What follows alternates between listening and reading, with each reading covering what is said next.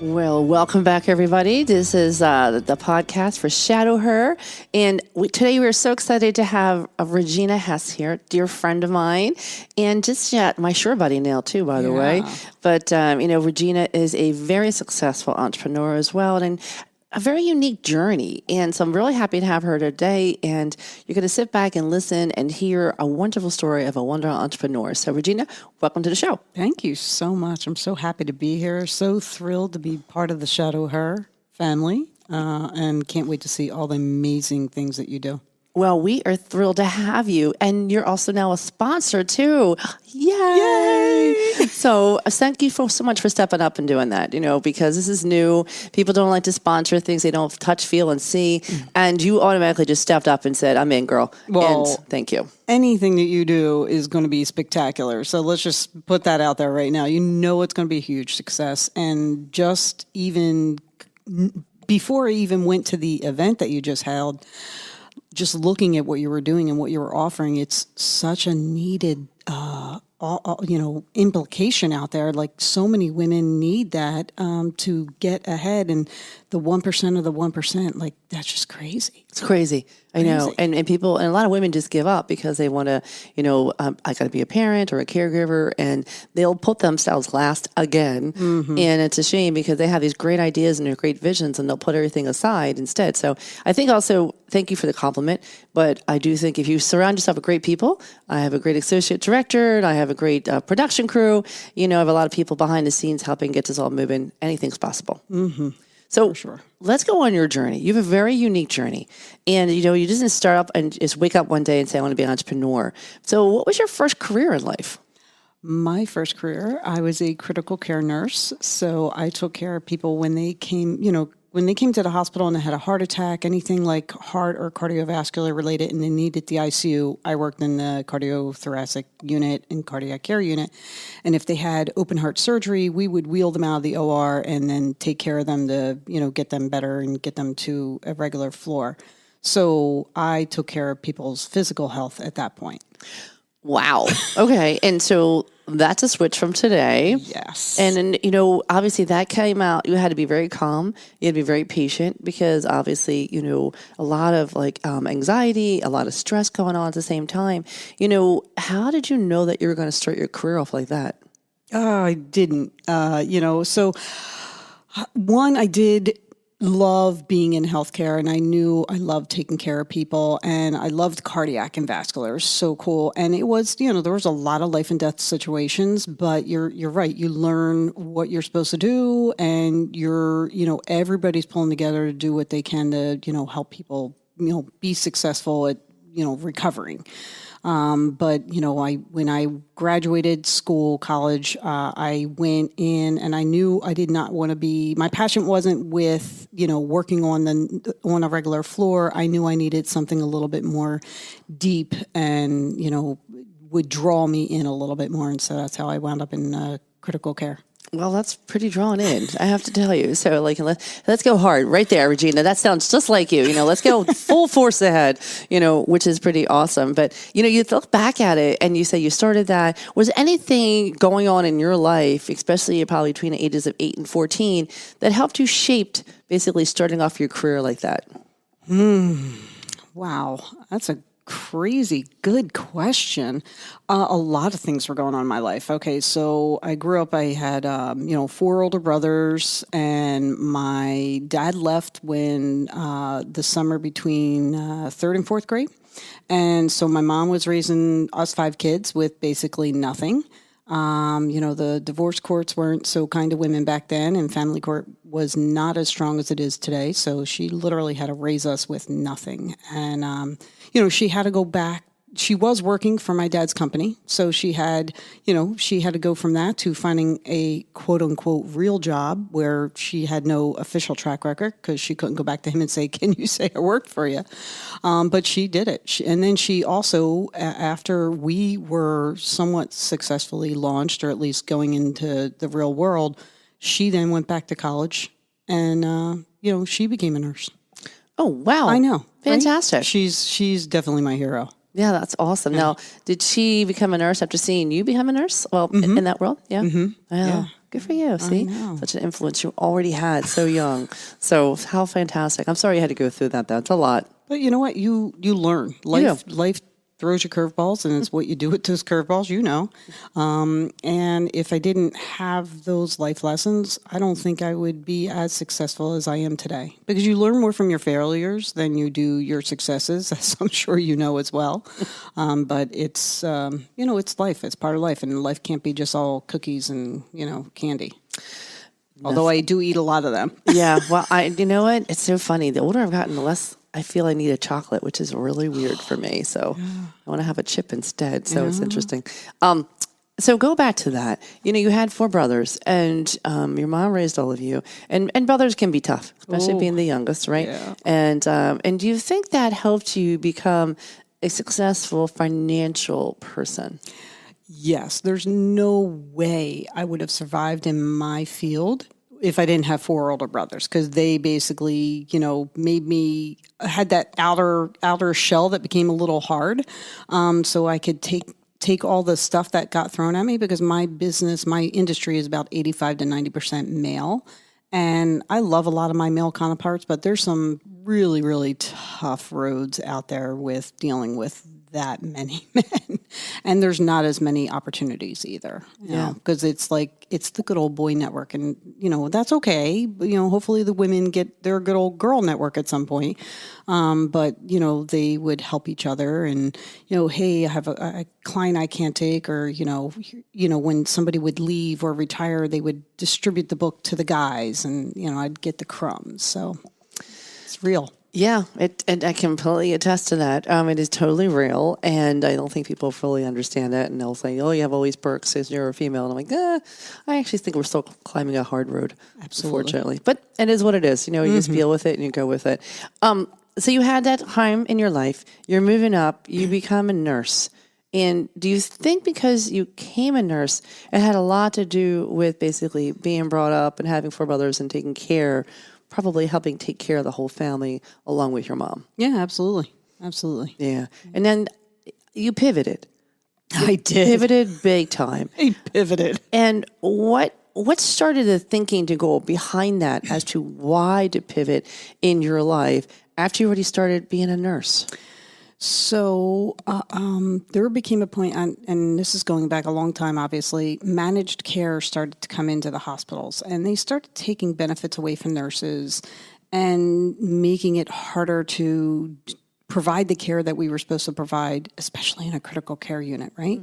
And my final point of, I couldn't take anymore was when they decided to make the people who push the wheelchairs around in the hospital, they decided to make them patient care technicians, and all of my medications were titrated to, vital signs and all this other stuff, and they decided to make them in control of that. And I was like, oh, wait a minute, my license is going to be determined by what these uneducated people are going to be putting on, the screen. So I was like, hard no. Not doing that. Wow. Okay. And in how many years were you already a nurse before you had said, you know what, I'm going to do something different? I want to say 5 or so years. I can't even remember how long. And then even when I did do the pivot, I stayed per diem just because I wanted to keep my feet in it for a while. And then once I got to the point where I was doing per diem for a weekend, per diem, is every once in a while when they need help, I'd be like, all right, I'll schedule myself for 1 Saturday or 2 Saturdays a month. So one time, 2 years later or whatever, a patient started crashing. And that means that they're not doing too well. Their blood pressure's going down, their heart rate's going down. And instead of reacting, I stopped for 10 seconds and thought about it. And then I went and did what I did. And I'm like, okay, so that's my sign. If I can't react immediately, if I have to literally think, then I need to step back, because now I'm not safe, or I'm not making it safe for the client or patient. Wow. Mm-hmm. And then we went to the financial world. Yeah. What did you have to do to get started in that world? So when I graduated college, a friend of mine decided to teach me about the stock market by saying, here's your gift for college is a stock, but you have to pick the stock. You have to tell me why. You have to give me all the reasons why you should own this stock. And he pretty much created a little crazy person because I was like, oh my God, this is really cool. We were never really experienced or were exposed to that growing up. So literally once I was already a nurse, I pretty much right away went back and just took business classes for curiosity. And a lot of them were like stock market related or economics related and things like that. So the passion was growing. And had it not been for that managed care situation, I don't know if I would have taken the risk that I did.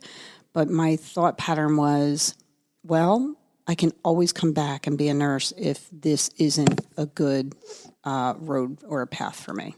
Wow. Yeah. How about that? You always had a fallback for sure. And I still have my nursing license. Oh, do you really? Yeah, I renew it every 2 years, I think. I do the CEs. I'm like, you never know. Yeah, you never know. It's so true. So then you started doing, what were the steps you had to take? It's not easy just overnight to become one. So what were the steps you had to take, and what was going on at home at the same time? Well, I was lucky that at that point when I did that, I was married for about a year. So we were able to take the chance because I had to take a drastic cut in pay. So my husband was able to make sure we did the math and we're like, okay, we'll just got to be really careful and see how this goes. So financially we were okay, but not as okay as we were when I was working as a nurse. And then for education, with this career, there's no real, well, now there might be, but there was no real degrees that you could get to be a financial advisor or financial planner. So I decided, I found out that Merrill Lynch at the time had the best program. They used to have really, really good training programs. And I had no idea what they are like today, but back then they were really good. So my thought was, if I can get a job there, I'll make the switch. And that's the only way I'll go. I had all these parameters set up for myself. You did. I did. And then I got the job. Not right away. I had to work on that, on the manager to hire me. He made me call him 20 times. I don't know. Did I get this job? Well, yeah, all that fun stuff. They basically taught you how to be a financial advisor, but it's really a lifelong lesson because, things are changing, evolving constantly. I went on to get my designation for financial planning. I got a designation for working with people through a divorce, but even with those designations, you're constantly doing CE credit. My CFP designation is up for renewal in February, and I just got an email the other day. It was so funny because usually when your designations come up from renewal, you're like, oh my gosh, I need, how many credits, blah, blah, blah, blah. And I think your total credits are I forget, 25 or 30 that you need, and 2 have to be in ethics. Well, I already have 50. I was just like, wow, I've been going to a lot of classes. Yeah, I love that though. But but you're a learner. You're a lifelong learner, and you just love being challenged yourself and all. So it's pretty cool. So tell us more about the practice today. Oh my goodness. So now I am independent. I have, the company is based out of Malvern. We have 3 full-time employees, 1 part-time, who's my son. He helps me with some of my video production as well. So we've been independent or our own business for 8 years. And I know you've had some challenges, and we're going to get to that. We're going to take a break real quick. Again, you're listening to the Shadow Her podcast, and we'll be right back. In today's competitive business landscape, every dollar counts. Revolutionize your talent process with the O'Connor Group's game-changing hourly recruiting model. Say goodbye to excessive agency fees and sneaky hidden costs. With our innovative approach, you will only pay for what you truly need: highly skilled and strategic professionals dedicated to delivering exceptional results. Plus, we can save you upwards of 75%. Need flexibility? No problem. Our hourly model empowers you to scale up or down effortlessly without being tied down to burdensome long-term contracts. It's time to rethink recruitment and keep your budget where it rightfully belongs, in your pocket. To learn more about how to unleash the true potential of your talent process, visit us at www.tocgrp.com. Welcome back, everybody, to the Shadow Her podcast. Again, we're here with my guest, Regina Hess. We're just talking about a little bit of her schedule, of her pivoting in her life from a nurse to now being a financial planner expert and having her own company. And during the break, we basically talked about spaghetti on the wall. Tell us more about that. Well, being the youngest of 5 and having 4 older brothers, it's a competitive world in my family. So when I decided to do this, I knew I didn't want to have to go back to them and tell anybody that I failed. So the thought was I was not going to go back with my tail between my legs. So when I started in the business, I didn't have anybody. I didn't know anybody who had money. I didn't know anybody, and I didn't know how I was going to do this. But my thought was, if I throw enough spaghetti at the wall, something will stick, and I will just keep throwing more and more up there, and eventually it's going to click for me. And it did. You were persistent in calling it. You went into Merrill Lynch. You got in there at a time which is not easy for females to get into, and still isn't, by the way. And you went through all that. You started your company. You have now family in the company. And you've had challenges. Let's go through one of those challenges. Oh. I think the first challenge was learning how to be a business owner, because I became an entrepreneur not by, it was kind of by accident.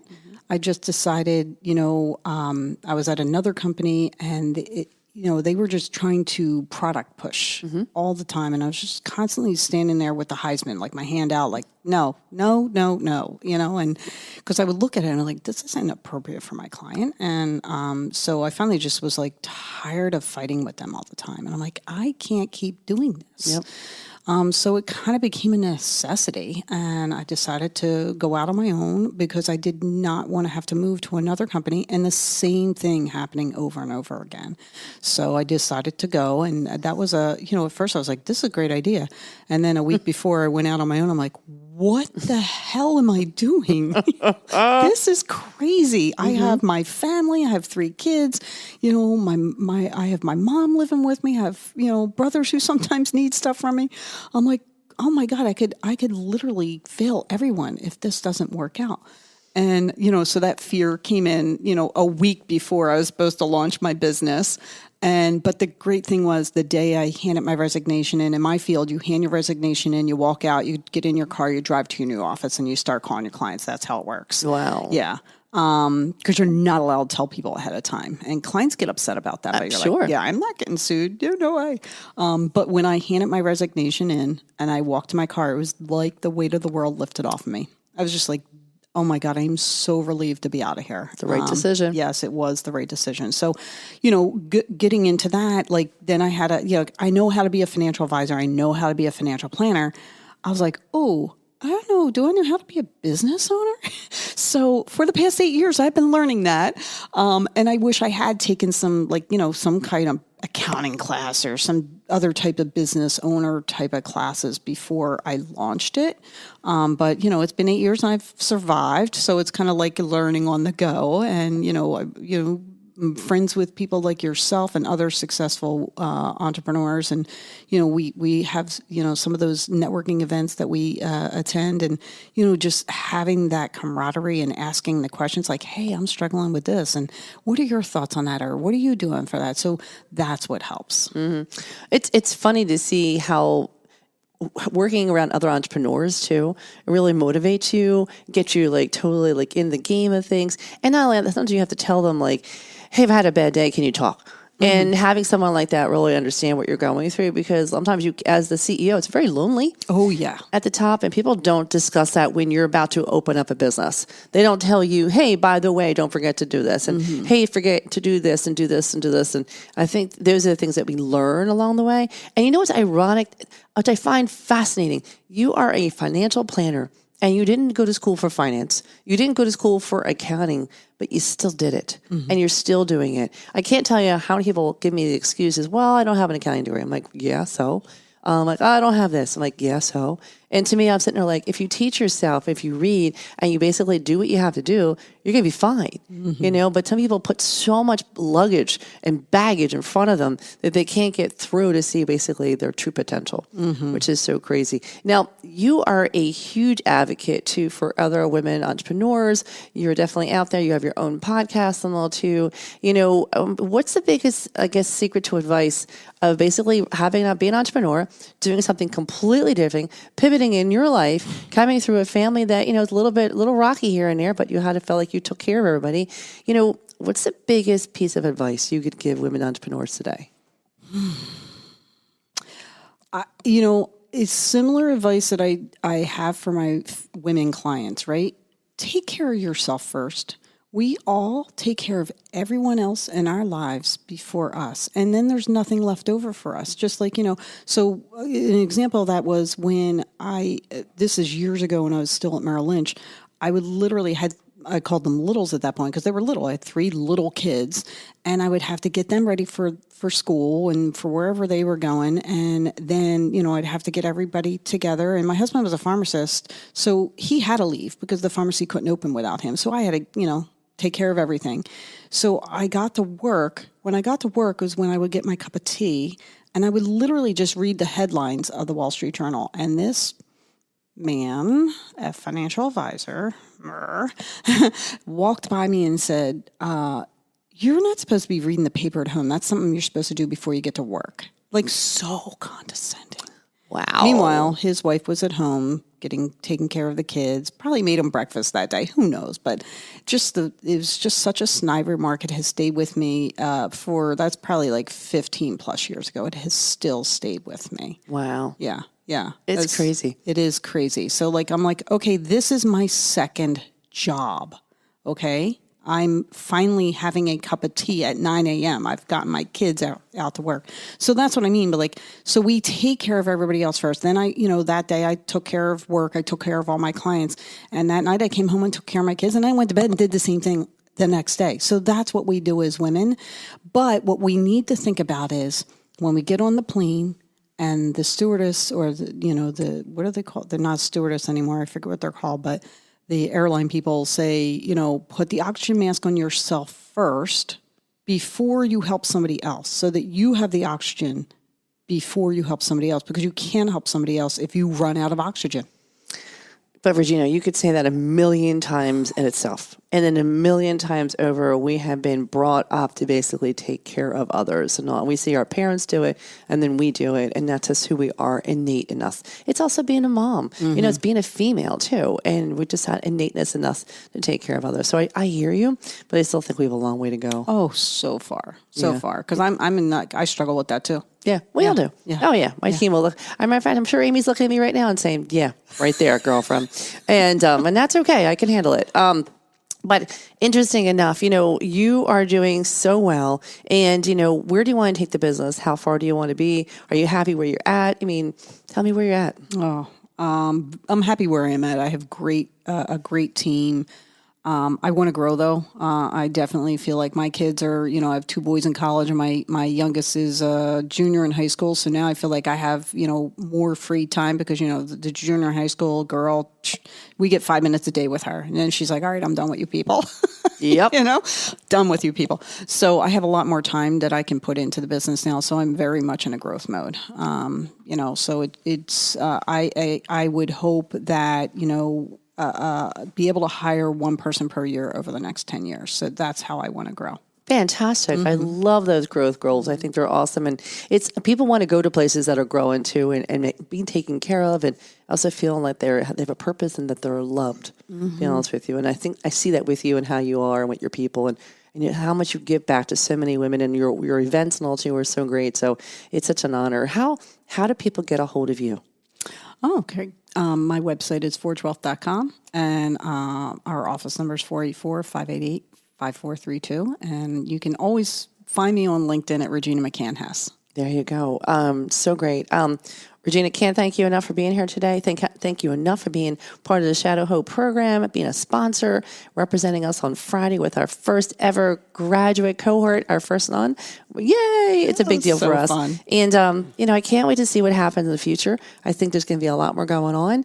And thanks for just being a good friend. So, congratulations for doing all the pivots and being a part of that life and showing others that they can do it too, because, everybody can do it. They're just going to believe in themselves first, right? Yeah, absolutely. And thank you for all you are doing to support other women. And whether or not you're directly mentoring people, you are mentoring a big group of women because you're setting the expectations for what we should be doing for everybody else. Well, thanks. I had a lot of help and growing up with my good parents there for sure. Well, thank you so much. And out there, thanks for listening today. Again, this is Shadow Her Podcast, and we'll talk to you soon. Take care.